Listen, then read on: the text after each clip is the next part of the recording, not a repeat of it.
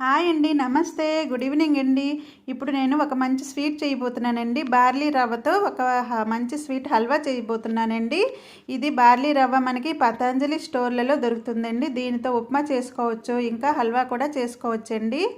ఇది ఇప్పుడు ఎలా తయారు చేయాలో చూద్దాం రండి. ఇప్పుడు పొయ్యి మీద పాన్ పెట్టుకొని నేనైతే ఒక చిన్న గ్లాస్తో రవ్వ వేసుకుంటున్నానండి. కొద్దిగా నెయ్యి వేసుకొని ఈ రవ్వను చిన్న మంట పైన మనం వేయించుకోవాలండి. కొద్దిగా కలర్ వచ్చే వరకు వేయించుకోవాలి. ఈ హల్వా చాలా చాలా బాగుంటుందండి.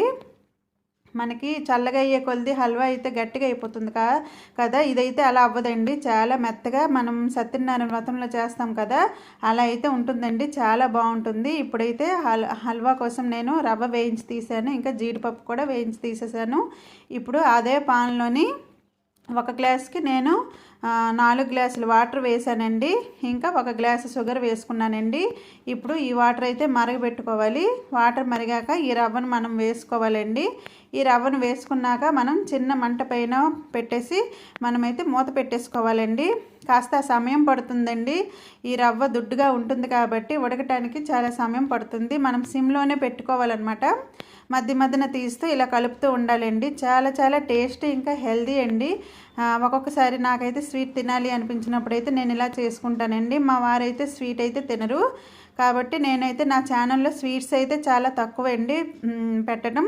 అప్పుడప్పుడు కొద్దిగా పెడుతూ ఉంటానండి. దీంట్లో అయితే ఒక 2 స్పూన్ల వరకు నెయ్యి వేసుకోవాలండి. నెయ్యి వేసుకున్నాక ఇంకా కలుపుకొని ఇంకా మనం మూత పెట్టుకొని ఉంచుకోవాలండి. ఇలా మనము మామూలుగా సూజీ రవ్వతో మరి గోధుమ దొడ్డు రవ్వతో చేసుకుంటూ ఉంటాం, కానీ ఇలా ఎప్పుడూ చేసుకోలేకపోతే మీరు మాత్రం ఇలా తయారు చేసుకోండి. ఇదైతే పతంజలి స్టోర్లలో దొరుకుతుందండి. చూసారు కదా, హెల్దీ ఇంకా టేస్టీ అండి ఇది. ఇప్పుడైతే పైన జీడిపప్పు వేసుకోవటమేనండి. ఇది కొద్దిగా చల్లన్నాక మనకి చక్కగా ముద్దలా చాలా బాగుంటుందండి. ఇంకా దీని టేస్ట్ అయితే చాలా అదుర్సండి, చాలా బాగుంటుంది టేస్ట్ అయితే. కానీ మా వారికి కూడా కొద్దిగా ఇచ్చానండి. తను కూడా కొద్దిగా తిన్నారు, బాగుందని చెప్పారు. కాకపోతే తనకి షుగర్ కాబట్టి తను స్వీట్స్ అయితే తినరండి. కొద్దిగా ఒక 2-3 స్పూన్లు అయితే తిన్నారండి.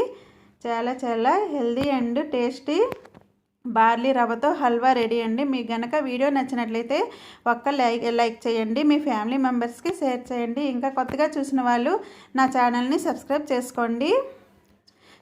సూపర్గా ఉందండి, చాలా బాగుందండి. మీరు కూడా ఇలాగే తయారు చేసి చూడండి. Thank you, bye bye.